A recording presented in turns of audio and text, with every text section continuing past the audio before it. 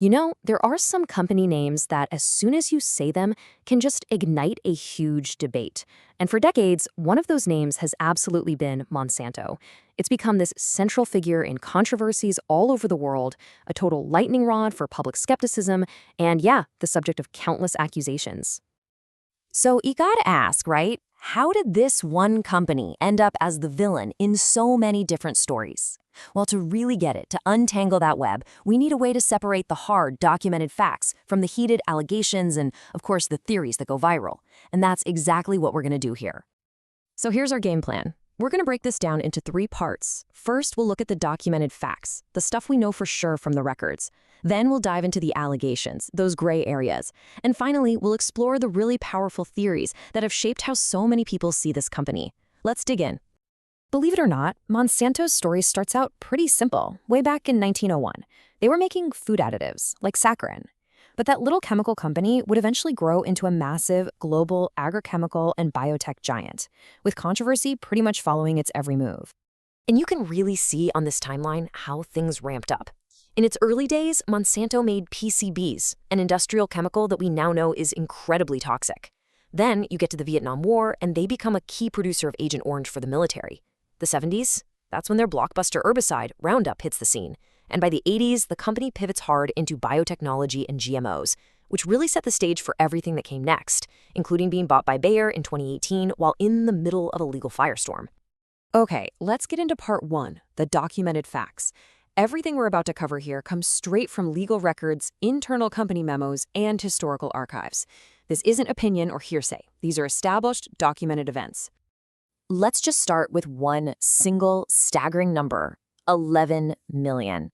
That's how many gallons of the defoliant Agent Orange the U.S. military sprayed over Vietnam. And Monsanto? They were one of the main chemical companies the government hired to make it. But the real horror of Agent Orange wasn't just the herbicide itself. See, the batches made by companies like Monsanto were contaminated with an extremely toxic dioxin. The health fallout has been absolutely devastating, and it is incredibly well documented. Today, the U.S. Department of Veterans Affairs officially links exposure to a long, tragic list of conditions. We're talking multiple cancers, Parkinson's disease, and even birth defects that have shown up in the children of veterans. And it wasn't just Agent Orange. Check out this quote. This is from an internal company memo about another one of their chemicals, PCBs. After decades of lawsuits, documents came to light showing that Monsanto knew about how toxic PCBs were for years. And faced with proof of the danger, what did one manager write? We can't afford to lose $1 of business. Now, let's jump ahead to a more recent chapter, the story of Roundup. To date, Monsanto's parent company, Bayer, has paid out a mind-blowing $11 billion. And all that money, it went to settle almost 100,000 lawsuits from people alleging the very same thing, that Roundup gave them cancer. But here's the thing, even after those massive billion-dollar payouts, this story is nowhere near over. As of right now, there are still more than 61,000 lawsuits pending, all of them connecting Roundup exposure to a specific cancer called Non-Hodgkin's lymphoma. Okay, so we've laid out that factual history. Now we can step into part 2, the allegations. This is where we shift from court-verified records into the murkier, gray areas, these debated claims about how a corporation might try to influence science and the very government agencies that are supposed to regulate them. And a key idea you hear all the time in these debates is regulatory capture. The simplest way to think about it is this. Imagine the public's watchdog, the agency that's supposed to be policing an industry. Well, regulatory capture is the theory that the watchdog starts working to protect the industry's interests instead. It's a really serious accusation that the whole system is broken. So what does this allegedly look like in the real world? Well, critics point to 3 main patterns.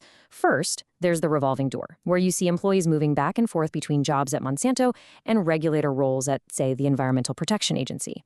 Second, internal emails that came out in lawsuits showed company execs talking about ghostwriting scientific papers to make health risks seem smaller than they were. And third, there's something researchers call the funding effect, which is basically the observation that when an industry pays for research, that research tends to find results that are good for the industry. And this whole debate creates massive confusion for the public. I mean, just look at Roundup's main ingredient, glyphosate. In 2015, the World Health Organization's Cancer Agency looked at the public data and labeled it probably carcinogenic to humans. But then you have the US EPA, which often relies on studies submitted by the company, coming to the exact opposite conclusion, not likely carcinogenic. So you've got two highly respected bodies looking at the science, and they deliver two completely different verdicts. Who are you supposed to believe? Which brings us to our final section, Part 3, the theories. Now, it is absolutely crucial to be clear here.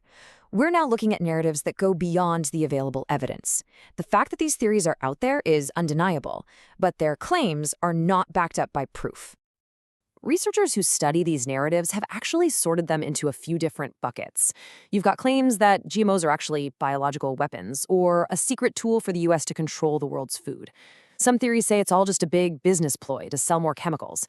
And then you have the most extreme claims, that they're a form of bioweapon intended for genocide. So how does this all play out online? Well, the answer here might actually surprise you. A huge study of over 1 million tweets found that positive talk about GMOs was the most common. But, and this is a big but, the researchers found that the negative tweets were often all clumped together, creating these misinformation echo chambers that link GMOs to all sorts of other conspiracies. So, okay. We've seen the facts, we've looked at the allegations, and we've touched on the theories. This all leads to the big question, right? Why does any of this legacy matter? And how do these three very different threads, the facts, the allegations, and the theories, actually connect to each other? And right here, this is the crucial connection. The documented facts from Part 1, the history with Agent Orange, hiding the dangers of PCBs, the endless Roundup lawsuits, they don't just exist in a vacuum. They create the perfect fertile ground for distrust to grow. These are legitimate historical grievances, and they're what make the allegations of industry influence seem so plausible. They're what allow the most extreme theories to take root and spread like wildfire. And that leaves us with a much, much bigger question that goes way beyond just one company. In an age where we're all drowning in information, when a legacy of documented harm has completely eroded public faith, how in the world do we even begin to rebuild trust?